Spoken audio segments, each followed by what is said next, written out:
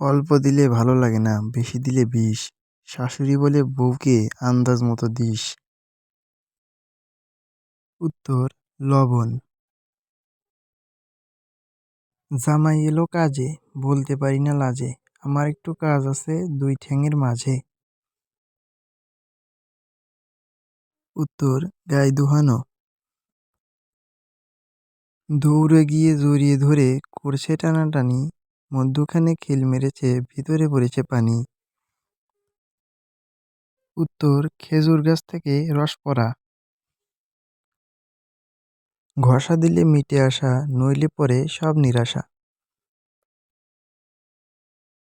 Uttar: match.